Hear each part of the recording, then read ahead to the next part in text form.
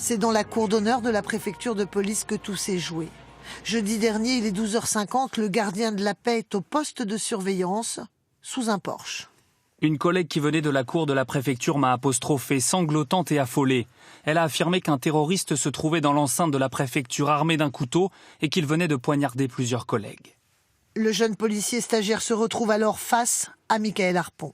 Il tenait dans sa main droite un couteau de cuisine avec une grande lame pleine de sang. C'est alors que l'assaillant m'a regardé fixement et je lui ai ordonné une première fois à voix haute « Police, pose ton arme !» Michael Harpon continue sa progression. Il s'est ensuite avancé doucement vers moi à petits pas. Je lui ai alors réitéré ces mêmes sommations. Ce dernier continuait de progresser en ma direction avec le bras droit à l'horizontale, la pointe du couteau dirigée vers moi. L'assaillant, hagard, le regard vide, s'arrête quelques instants. Je regardais ses jambes et il s'est soudainement mis à courir dans ma direction. J'ai fait feu une première fois, je l'ai touché au niveau du torse. Malgré cette blessure, il a continué sa progression avec détermination. Le gardien de la paix recule, il est maintenant dos au mur. L'assaillant avance vers lui. J'ai décidé de tirer une seconde fois pour le stopper. Il s'est immédiatement écroulé au sol. Je regardais partout pour savoir si cet homme avait d'éventuels complices dans la cour.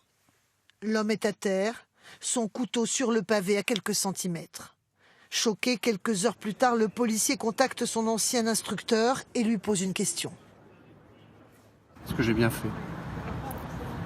En fait, quand on regarde la procédure employée, etc., son attitude et sa réactivité ont été purement et simplement exemplaires.